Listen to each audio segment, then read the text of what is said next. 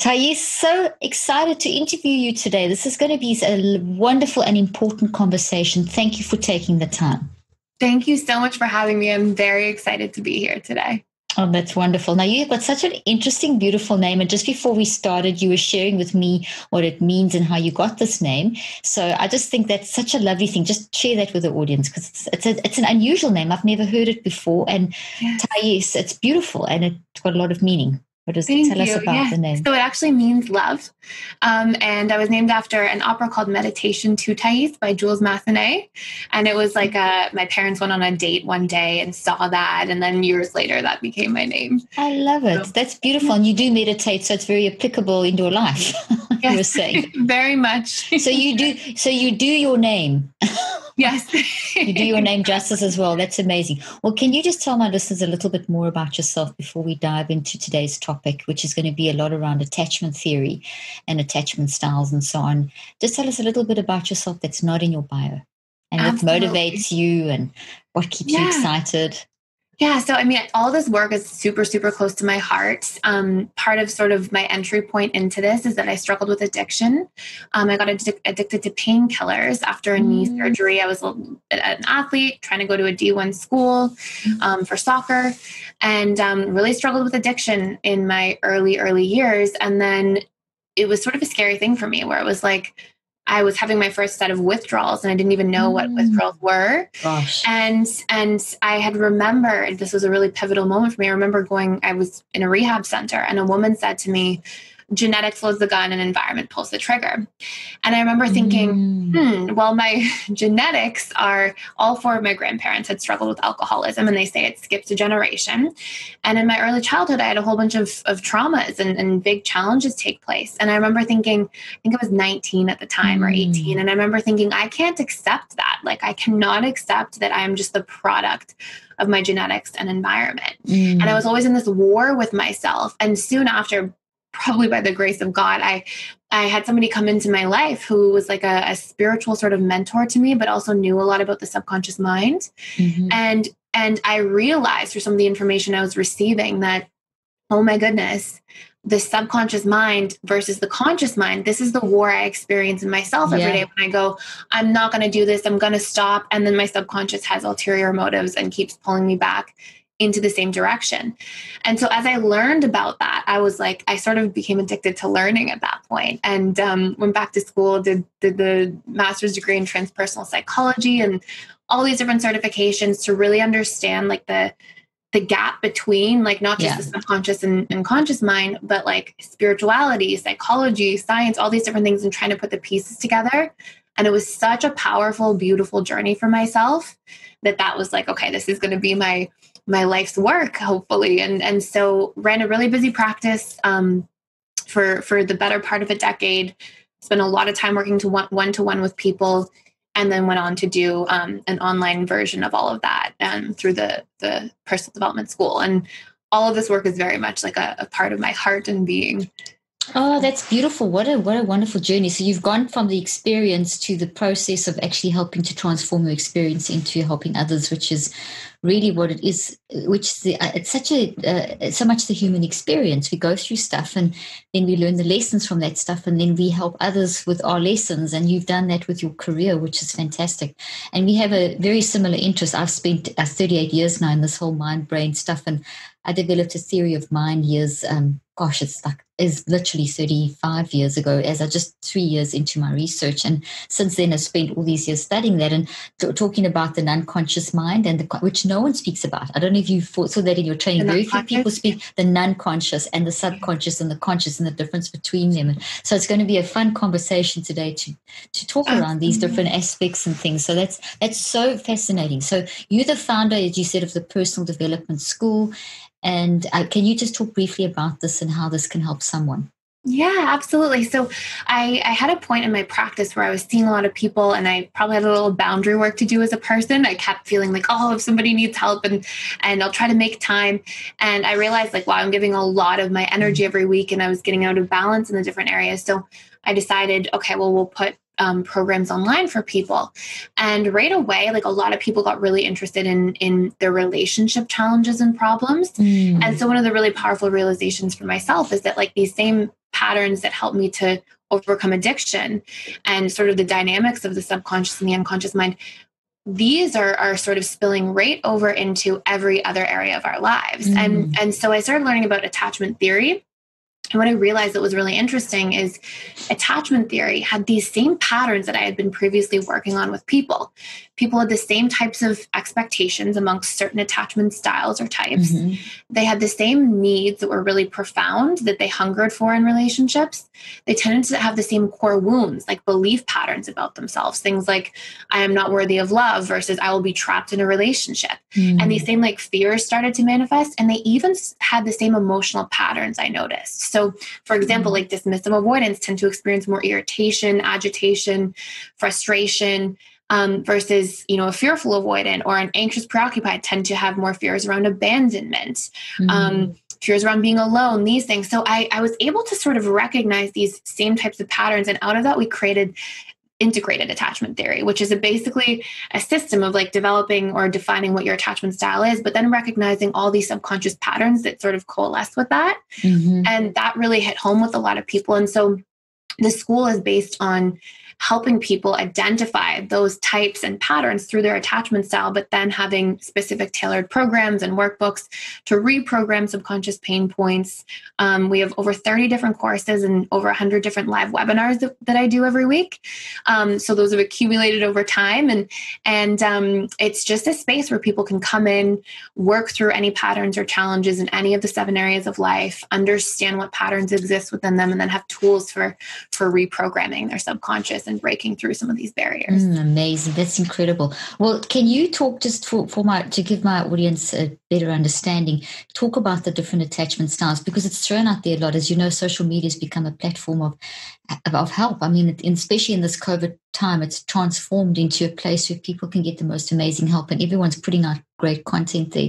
And the word attachment theory is thrown, or attachment styles is thrown around, but I don't think people totally understand. So they get the idea, but I think it's nice to have a clear understanding of it. So if you wouldn't mind explaining, what is it, define it, and then what are the different types, and then maybe just walk us through a couple of those, as you say, how to identify.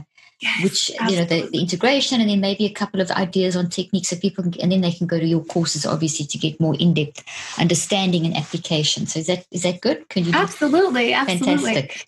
So, the way I like to describe attachment theory, or the analogy I like to use, is that we all have a different set of ways we've learned to relate. And they're sort of like the rules that we live by in terms of interpersonal relationships. And I like to compare having different attachment styles to like playing a board game with a different set of rules.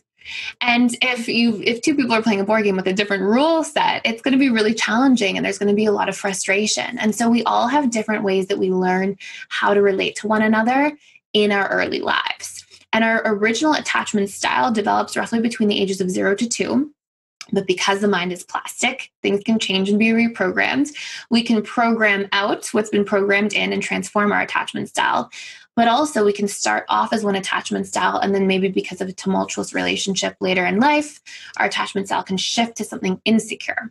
Or become Sorry, I don't mean to interrupt you there. I just want to hone in quickly and undergird the concept of neuroplasticity there, and just remind my audience is very familiar with it. Neuro means brain, plastic means to change, and we're talking here about changing the brain, and that the mind and the brain are not the same thing, but with your mind you change your brain. And that quickly, before you carry on, it reminds me of something that you said earlier as you first started talking. You said that you were told that you had the loaded gun, four generations of parents that were battling with addictions, and then you had trauma in your childhood, so you had the nature and the nurture. But you said something else that we didn't hone in on, and the reason why I want to hone in on it now is I think it's got a lot to do with attachment theory, and that was, I call it the I factor. I don't know what you call it, but it's something I've researched for years as well. So it's not just nature nurture. That debates is not the only thing. The what overrides all of that is you as a human, your ability to think, feel, and choose, the I factor. And you said that you realized that you weren't controlled by nature nurture.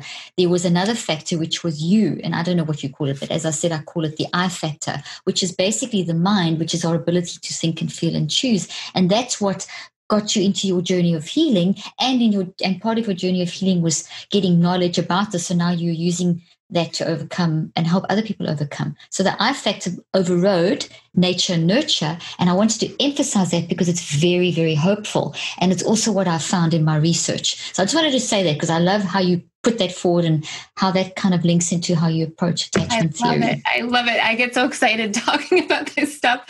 So actually the way I sort of framed it in my mind at the time was genetics loads the gun and your perception of the environment pulls the trigger. And that perception is sort of like the filter you see reality through based on all of your imprinted experiences. Exactly. And so when you can see that and isolate it, you can change it through repetition and emotion and all these different like really powerful reprogramming practices. So the different attachment styles. So the different attachment styles, basically there's one secure attachment style and 3 insecure attachment styles. And again, just like you said, this is all the result of programmed experiences, things that happen to us. They're not like, they're not nature. These are nurtured.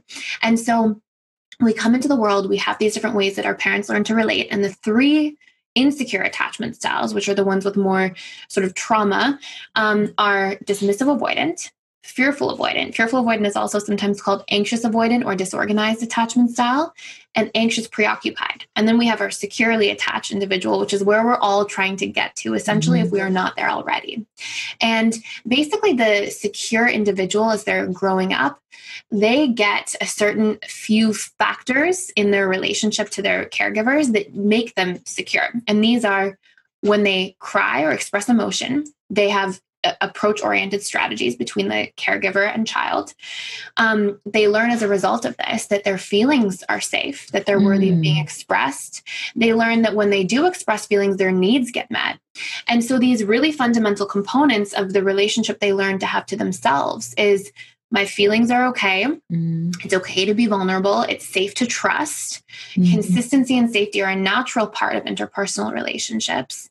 And on top of that, it's okay to express my needs. And so you can imagine the level of worthiness that person feels in their adult lives or even in their early childhood, how they bond more easily to their peers as they go through grade school, high school, all these different like really important rites of passage of life. And you can see how that person would show up in a romantic relationship in a certain way as well. And then we have our insecure relationships. And the first one is dismissive avoidant attachment style. And so this is the most avoidant of the avoidance side. Okay, so it's the extreme one. Yes, exactly. And it's characterized by basically emotional neglect in some form. And the really interesting component about this is that sometimes it can really fly under the radar because a dismissive avoidant might have 2 parents who are very physically available, help with chores, cook, clean, make sure everything's organized in the household. But if they are dismissive avoidants themselves, or they're out of relationship to their own emotions, and they're not having active conversations about emotions, hey, how are you feeling? What are you doing? If they're not attuning because they don't have that ability within them, then that still creates emotional neglect. And in the words of Dr. Gabor Mate, I love this quote. He says, trauma is something that happened that shouldn't have happened, like verbal or physical abuse, for example, or things that didn't happen that should have happened, like emotional nurturing and care. And so it really constitutes as a trauma. And dismissive avoidants go on in relationships in their adult lives to fear vulnerability, fear expressing their emotions, because all of their stored subconscious associations to expression of emotion are basically more negative than positive. And they fear like vulnerability, connection, trust, all these different major components of what it means to connect. And so the manifestation of this in somebody's adult romantic life is usually something along the lines of, I'm afraid to commit. I don't want to settle down. I might get close to you when we're in the dating stages of a relationship, but then I'm going to hightail out of there when there's too much vulnerability required. And this can be really confusing for somebody like the anxious preoccupied, who's at the opposite end of the spectrum. Now, if we look at this individual's childhood or early caregiver experiences are usually characterized by inconsistency. So basically, if they have a parent or caregiver who both can be warm and loving, but then maybe both work a lot. So they build in these positive associations to the subconscious and unconscious mind that say, oh, connection feels great, but I'm afraid of losing it all the time. You know, my parents are here and then they're gone. Or this can also be somebody who has one really warm caregiver and one cold caregiver.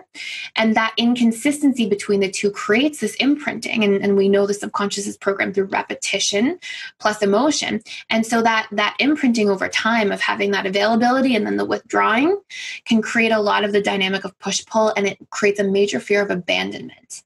And the core wounds for this individual are things like fear of abandonment, fear of being left alone, fear of being unsafe when they're alone, fear of feeling disconnected, rejected, or not good enough.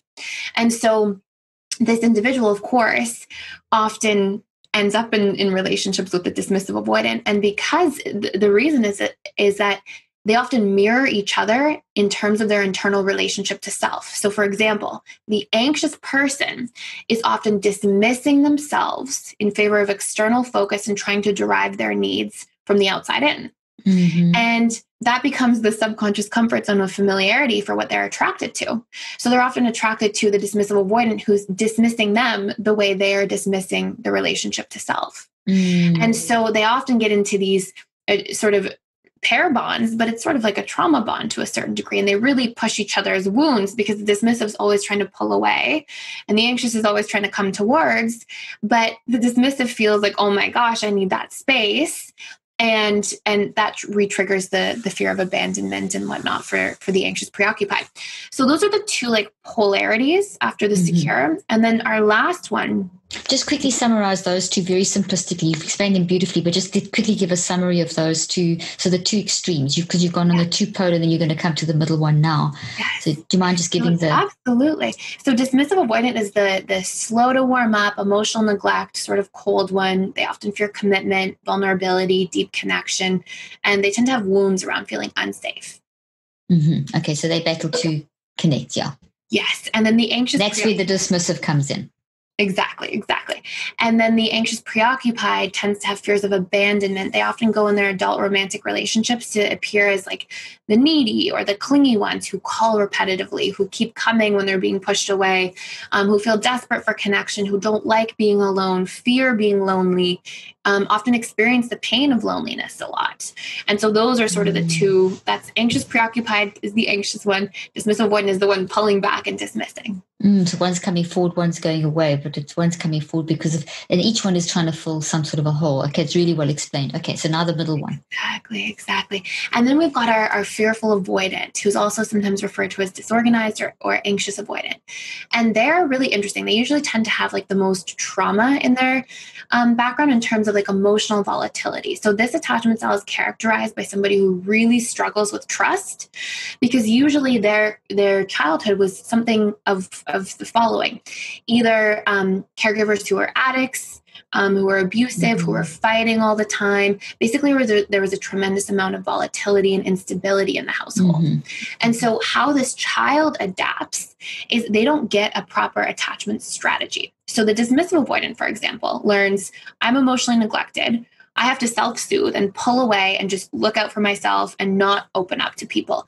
But at least there's consistency, like expressing emotions feels bad, so I have an adaptation I can make that makes me feel safe. The anxious preoccupied learns, well, I can connect to other people and that feels really good and I get my needs met through people.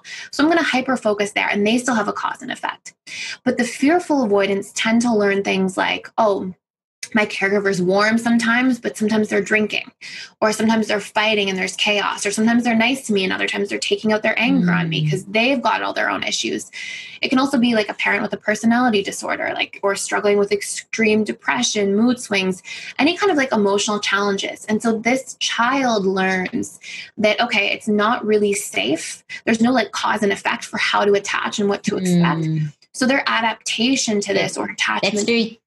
That's very interesting. That's very key. There's no real cause and effect, so it keeps it very unpredictable. Whereas your dismissive avoidant has got, it's very predictable, and the anxious avoidant, it's predictable. One pulling away to self-protect, the other one going to get the support from people. And the one in the middle, it's completely unpredictable. So the two extremes are predictable, but the middle one is complete, and that comes from all of the big traumas, the consistently big, unpredictable traumas. Okay. Exactly. And so their like strategy to find predictability and safety becomes to become hypervigilant. And so the result of this is they learn, okay, I'm going to become an expert at reading body language, micro expressions, tone of voice, shifts in patterns of behavior. And they're constantly on the lookout. But one of the really painful outputs of this, although it can be a superpower in many ways, it becomes the fact that you're not in a space of trusting, because you're always looking for patterns and incongruencies. And trust is largely based on congruency. Yeah. And so this is their adaptation, but this gets brought into all of their different relationship dynamics. And the fearful avoidant is often swinging like a pendulum from something called activating strategies, which are like these excuses to get closer, to deactivating strategies, which are these excuses to push people away. And so they experience, as this attachment style, a lot of ambivalence. It's like, oh, come here. And then you get there and it's like, no, go away. And there's this it's very confusing for the other person to be able to relate to that. Yeah, a lot of hot, cold, push, pull, all these different dynamics. And the other wounds that they experience are that of both the anxious and the dismissive, because they share the patterning of both. They have a lot of, I'm afraid to commit, I will be trapped, I will be stuck. I have shame, a lot of internal shame, which is based on like a defectiveness schema, this belief in I am defective. That's why people treated me like that. So they immediately took it into themselves. It's all their fault. So if someone gets mad at them or angry at them, it's not the person, it's themselves. They see themselves as the wrong one. Exactly. And so they really personalize that. And so they have this experience of feeling like I am defective, I am unworthy of love. They feel terrified of making mistakes because, oh my gosh, if I make a mistake, what if dad drinks or mom and dad fight? Like there's a lot of fear. So I am bad is a huge core wound. A lot of guilt, easily they experience shame as a result of those core wounds. And then a lot of also fearing abandonment and being alone. So they share the sides of like the shame and unsafety and defectiveness of the dismissal avoidant, but also the fear of abandonment and being alone of the anxious preoccupied, combined with distrust wounds. And so it's interesting though, because these people tend to be extremely empathetic, even empathic, like really caring, really loving, because they've learned to hyper focus on other people. They often love through this. Yeah. The middle one. Yeah. Yes. They often love through this filter of like enmeshment and codependency to a certain degree. So those are the major styles. And what just say them again, because there's a lot. I'm just helping people. It's always good to summarize up. So absolutely. So the two poles first and then the middle one. Yeah, so dismissive avoidants are the neglect ones, fear commitment, don't want to be vulnerable. Anxious preoccupied are the ones that fear being alone, abandoned, rejected, and they often feel not good enough and they want more closeness and can be clingy. The fearful avoidants are the hot, cold ones that are constantly swinging back and forth, constantly like avoidant and then anxious and sort of hypervigilant and often a little bit distrusting of everybody because they've had to be to adapt and survive. Perfect. Excellent. Very well. So well explained. That's fantastic. Thank you. Thank you. Okay. So now you're going to give us some sort of behavioral patterns that come out of each of those. Is that correct? Is that the next thing? Yeah, absolutely. Okay. And so we'll go through sort of the needs that each individual has. And sounds good. This is another really interesting part is that we sort of have like the behaviors that we see in the hot, cold, the push, pull, like dismissive avoidance wanting to pull away, anxious wanting to come close, fearful avoidance swinging back and forth. And we've touched on a little bit of the core wounds, like anxious, preoccupied, just in summary, tend to feel not good enough, fear of rejection, alone, abandoned, unsafe if they are disconnected from anybody. They also tend to have big core wounds around feeling excluded or disliked and are very sensitive to those things. And then our dismissive avoidants tend to feel unsafe, defective, or something's wrong with me as a big wound. And really the reason for that too is that as children, the mind only really knows how to personalize, especially young children. And so when a caregiver is not emotionally available and a child inherently needs attunement and connection, because one of our only biological fears is the fear of abandonment, when this takes place, a child can't go, oh, my caregivers are emotionally unavailable. The child can only interpret that as, oh, there must be something wrong with me that these basic needs keep getting rejected. And so they have a lot of shame that they carry as a result of that belief in their defectiveness that's been stored at a deeper level. And all these things provide like this framework, like this filter of reality we see and interact with the world through. And so they also tend to have fears of being trapped, stuck, helpless, vulnerable, core wounds, all of those different components. And fearful avoidants have all of that combined, basically, because they have both sides, along with wounds or fears of being broken trust, betrayed, anything like that. So a core belief, I can't trust. And so these are the core wounds along with the styles, and then the behavioral patterns you see. And then the other components that are really important to recognize is that each have specific needs for how they see a relationship working. And one of the things that's so interesting is you can take, for example, the fearful avoidant, and one of their needs for a relationship is a lot of transparency, a lot of depth of connection, because those things make that person feel safe, right? If I don't trust, but I get somebody really transparent who over-explains things, who shares all different details of their life, and who connects really deeply, okay, I start to feel like I can trust. I know they're not going to drink. I know they're not, whatever wounds we're carrying from childhood or fears. And so they really want to connect that way. But then we can pair that with a dismissive avoidant who, what they want in a relationship is lightness. They want not vulnerability. They want to feel supported. They want to feel safe. They want to feel that like things are easy, that they flow naturally, that they're simple. And fearful avoidants want the complex. They want the in-depth, the transparency. You can have people who go into relationships with these subconscious expectations, like this is what a good relationship is. But again, they're playing with different rule books and frameworks. Okay, so very quickly, before you go into that, so you've got go through the three, just summarize what you've just said, because it's so good, but I just don't want people to miss what you've just explained. Yeah, absolutely. So in terms of the needs going into the relationship, so if it's fearful avoidant, the middle one, that's kind of a mixture of the two. So maybe start whichever way is easiest to summarize. Yeah. So the anxious needs in a relationship, they want like a lot of love. They want to feel wanted. They want to feel safe. They want to feel consistency of connection, right? All these things they weren't getting from childhood when they had so many positive associations built in about connection, but then had that inconsistency because mom and dad are working a lot or whatever it might be. So the anxious preoccupied needs for a relationship are a lot of love, a lot of time together, a lot of validation to help equilibrate the core wounds or pain points of not good enough, rejected, right? So they want all these things. Then we have the opposing end of the spectrum, which is the dismissive avoidant, and they want like simplicity. They want safety. They don't want to dive too deep into things. They want to keep like their walls up and really take them down very slowly over time. They really value validation as well, but not too much. They just want to feel like something's not wrong with them, that they're not defective. So they do like receive words of affirmation very well. And then we have fearful avoidance in the middle one. And they really want lots of transparency. They want lots of openness. They want a lot of depth of connection. They want to know all the details of somebody, because at a deeper level, all of these things are what are sort of like taking away from or helping to balance out or equilibrate the core wound of I can't trust. Exactly. Okay, absolutely brilliant. So now you've got people with all these different, one of these three different attachment styles, and they meet someone, fall in love, who's got some like one of the other attachment styles, or you've got a combination, or you've got someone who's totally secure, and they've got, that's where we know relational issues are going to occur. So then what is the next step in terms of relationship? How should this, and that's not just a husband, wife, or a whatever gender, in terms of connection and in a loving, in a romantic relationship, but also in a parent-child relationship.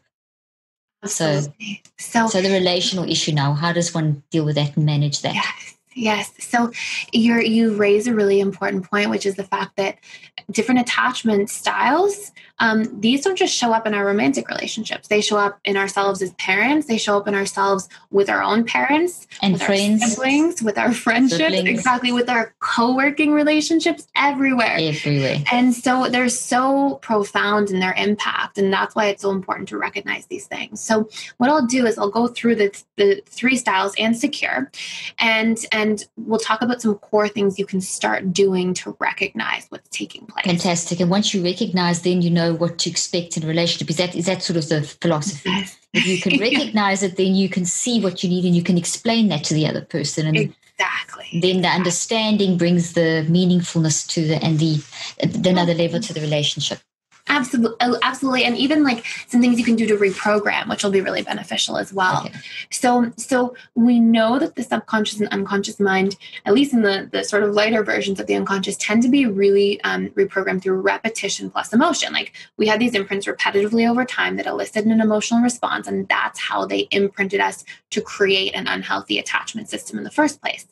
So sorry to interrupt you there. I just wanted to, for my audience who's heard me teach on this concept a lot, when you talk about the non-conscious, just so that they understand, with the subconscious, I talk about the non-conscious, and the subconscious being that middle level of the conscious. So they're used to hearing conscious, subconscious, non-conscious, and that with as you say, practice over time, which is at least cycles of 63 days, because that's what it takes to actually build something that goes into the non-conscious mind and comes up. So I just want to orientate them that you're talking about. I use this image of trees as well, which is like thoughts are real, things that look like trees. So that would be a toxic tree, and that would be a healthy tree. So when you're talking about the reprogramming of patterns, we're talking about finding the toxic ones and reprogramming them, or I talk about reconceptualizing them into the healthy. So I'm just doing that for language sake, so people understand and can relate to what they've heard me say a lot, and then they'll understand. I want them to understand what you're saying very clearly, so they've got that frame of reference. Beautiful, beautiful. So when we have these, it's so funny. I use like a tree analogy as well in a different way. But when we have these patterns that are within us, you can think of these things. And the way I like to sort of phrase this is our beliefs. We have these beliefs like, I am not good enough. I am defective. I am unsafe. I cannot trust, these core things that imprint the toxic mind. Core things. There's a little toxic. I am not enough. And so I like to, the analogy I like to use, it's separate, but it's still a tree, is that they create these sort of belief imprints. And beliefs at their core create patterns of thought. Like you can think of that as being the tree trunk. Yeah, that's like the pattern. Being the tree branches, exactly.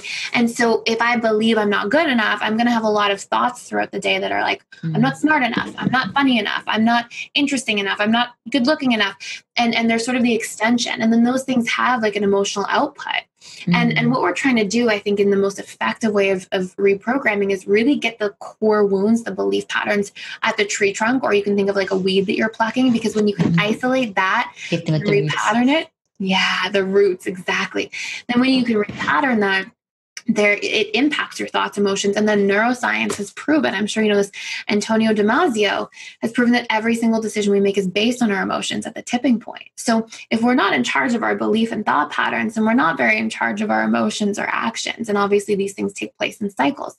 And so that's totally correct with that. Sorry, just to interrupt you there. That's exactly with the research that I've done as well, is that the thought is the big thing. It's tree, and it contains all the emotional memories and informational memories and body memories, and you've got to pull that whole thing up, and you've got to reconceptualize the whole thing into the healthy thought.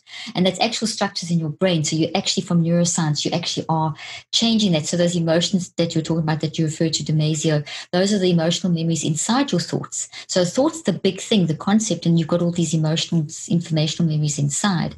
And that's what when you talk about reprogramming, we're talking about finding these and rewiring them. So I'm just using the words that I know my audience are familiar with, so that people can orientate back. Yes, I love this. I love this so much. So what we really focus on when it comes to reprogramming is literally finding those core wounds or patterns of thought that are stored in there, exactly, and then literally doing the work to question them and equilibrate them over time. Excellent. Because we do a lot of work in like where we emotionally buy into things. So for example, let's pretend I'm a dismissive avoidant, and let's say I believe that I am defective. Somebody might make a comment to me like, oh, I notice you, misspelled that word. And I might go, oh my gosh, I'm defective. And that emotion comes up, and I see the movie in my mind of how they're going to tell everybody that I'm defective. Catastrophizing it. And exactly. And then we get into this space where it's really, really excruciating. And what we don't realize is that we're further hardwiring that in every time we rerun the program. And so what's so powerful and important is to start recognizing that your emotions, when you feel bad, they're feedback mechanisms to let you know, hey, this thing has been activated. And there are guides, there are gifts in that sense. They're showing us to ourselves. And so when we feel bad and we can identify those core wounds, we can question them, and then we can look for proof that opposes. And so this is one of the big first steps I share with people is like, if you have a core wound that, we've already talked about which ones go with the attachment style. Let's say dismissive avoidant, I am defective. Can you 100% know that because you misspelled a word, you are defective? Does that make you defective? Because we're so busy investing and buying in that we forget to step out, witness, observe, and really question these things that we're investing in. And when we can go for pieces of evidence, the subconscious and unconscious respond more to evidence, to proof. So we get to say, okay, what are reasons I'm effective, or I am enough, I am good, anything that is the opposing word that really resonates with us compared to that core wound. And we can say, I've done really well in the whole essay I wrote. It's not just, just because I misspelled a word doesn't make me that way, or because I'm a human being and it's natural and normal to make mistakes sometimes. It's a part of the healing, the growing process, and when we can start having pieces of evidence that help to elicit emotional responses that are there and that can help sort of collapse that one program we're buying into, we get relief. And the more repetitively we do this when these wounds come up, the more we get to actually reprogram those things. Oh, good. So you're reconceptualizing the perspective of how you see it. Instead of saying, oh, I spelt it wrong, I'm defective, you're saying, no, I spelt that wrong. It's just something I did. But I mean, I'm a great essay writer, or I can do so much, so you're seeing it from, you contextualizing and looking at it from another perspective. And then when you talk about that, whatever you think about the most grows, is the way I say what you've just said now. And I do a lot of neuroplasticity research as well, and the time it takes to form memories, and it takes at least 63 days. So if you are practicing, people think 21 days to build a habit, but that's just a myth. It's actually 63. And people aren't even aware that, like, oh, that's 9 weeks. So it's around about that time. And sometimes you can be thinking that defective thought, those core wounds, that you could have been thinking those for 30 years before you actually realize how that's. And the good news is you may have thought of it for 30 years, but if you consciously do what you're saying, you actually can change that over a 9-week period. It's not going to change in 3 weeks. It's not going to change in 6. It's only going to start really producing effective change over the 9 weeks. So it's a lot of work that's involved, but you can do that. And I think people think that these things are hard to change and give up because they don't know the time frame that's involved in the changes. I don't know if you find that as well. Absolutely. Working with people. Absolutely. And I think there's a couple different places you can hone in on them too, which is like you can have an activity, like a conscious habit to in the morning and in the evening when you're more suggestible, you can say, I am effective, or I am enough because, and you can put down like 10 to 15 pieces of evidence, and you can do that in a habitual way to sort of simplify it. Or you can also combine that with using your emotions as feedback. And every time we feel bad or off, go, oh, what was I just thinking about that's causing this pain? And then we can use that to go to really question the stories that we're running. And so this is a big part of like the reprogramming your attachment style exists within reprogramming these beliefs you have about yourself that are creating this output or dynamic. And then the other hugely important part where I think a lot of people miss in their interpersonal relationships is we absolutely have to be able to become aware of our needs as a human being and communicate those needs to others in favor of healthy interdependent relationships functioning. And a lot of people will do all this internal work on their belief systems or thought patterns, but they're not actually showing who they are. They're not allowing themselves to take up space and be like, hey, I need connection. I want to talk on the phone once a day or twice a week or whatever it might be. And because of that, if you think of how that action actually impacts relationship to self, that would be no different than having a friend following you around or a romantic partner following you around going, oh, you have a need? Shh, don't say anything. Nobody wants to hear about it. And that would make you feel really unworthy or dismissed. And so when we are doing that in relationship to self, we're literally diminishing our sense of self. We're going to struggle with boundaries as a result of that. We're going to diminish who we are.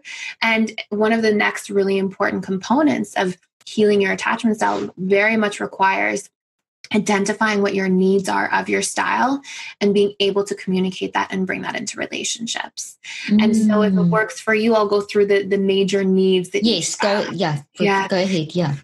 So dismissive avoidance, like we were sort of mentioning briefly, is they really want support. They receive support. And here's another part about when we communicate needs. We have to communicate what it looks like, because I might say to you, hey, I need love and connection. And you might go cook breakfast.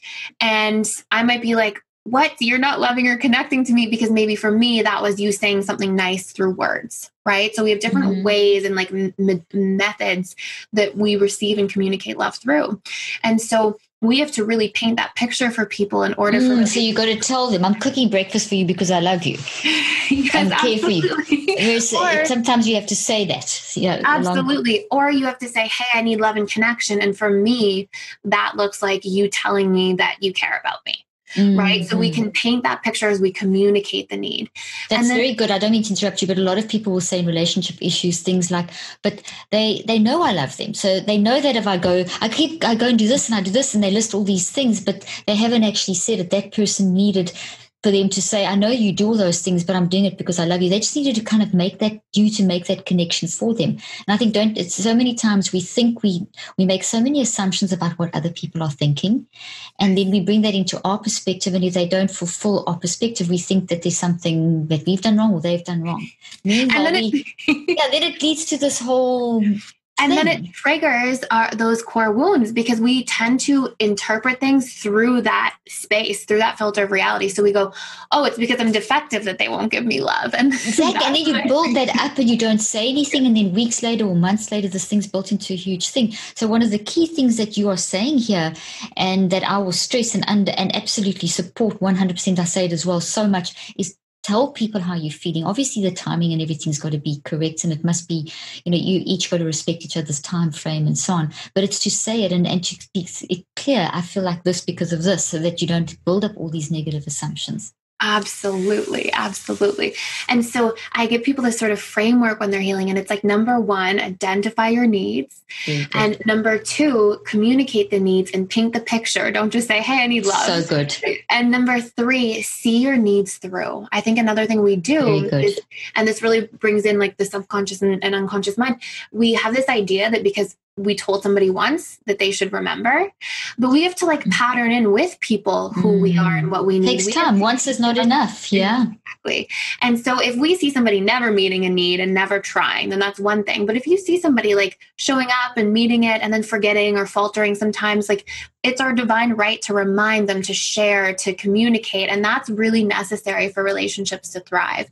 And that's usually the fundamental factor that all insecure attachment styles are missing, because when they didn't have their needs met in childhood, they learned, oh, my needs are not safe to express, they're not worthy of being met, and they made meaning out of that, which got stored at a deeper level as well. And we clean that up by allowing ourselves to communicate and take up space. So basically those 3 steps of identify your need, paint what you need, and then the third one was what was the third one? Express it. Identify what you need, communicate it, and really paint it out. Picture, and then see your needs through. So see your needs through. So example of that. Remind, let people know.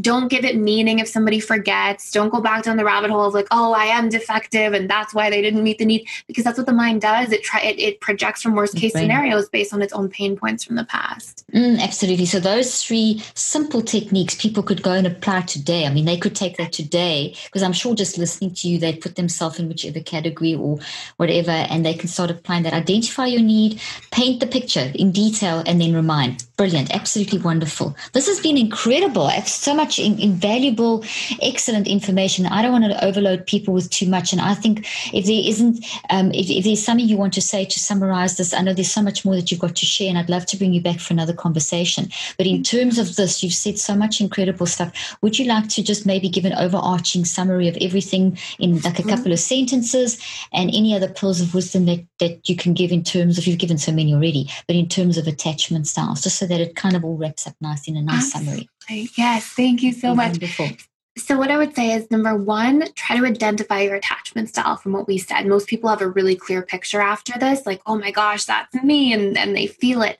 And once you've done that, try to recognize which of the core wounds really relates to you, because you'll see that they kind of pop up in all these different places. It's not just relationships between loved ones, like romantic partners. It's exactly. And so try to work on reprogramming those core wounds. And for them to find those core wounds, how would they, is it, they know, if they just listen, tune in, they'll find those core wounds. Okay. Yeah, you'll know pretty clearly, like, oh, I do have a fear of abandonment. Oh my gosh, I really do fear being alone.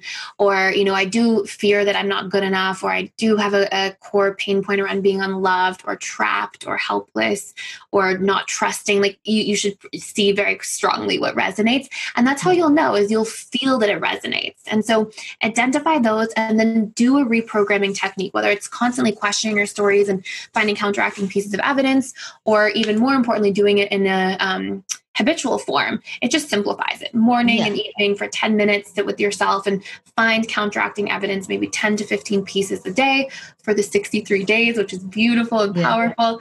And you'll see that shift majorly. And it's so beautiful. And you can pick like up to 2 to 3 core wounds to work on at a time to see that result or that impact. And then number 2, work on identifying your needs. Like sit down, what do I need in a relationship? What's important to me? You can pick from the needs we talked about for each of the different insecure attachment styles, and then see what's important to you in a romantic partnership or any relationship that is meaningful, and work on communicating those, painting them really clearly, and then following them up and seeing them through so that you can have those as an integral part of your relationship. Perfect. So identify the style, identify the core need, identify your needs, and then that's done through the painting the picture and conveying. Fantastic. This has absolutely been amazing. So thank you so much for sharing that. Where can people find out more about you and get hold of your courses and so on? Thank you. Yeah. So at www.personaldevelopmentschool.com are all the courses, all the information. I have a free YouTube channel where we put tons of free content, talk about all these things.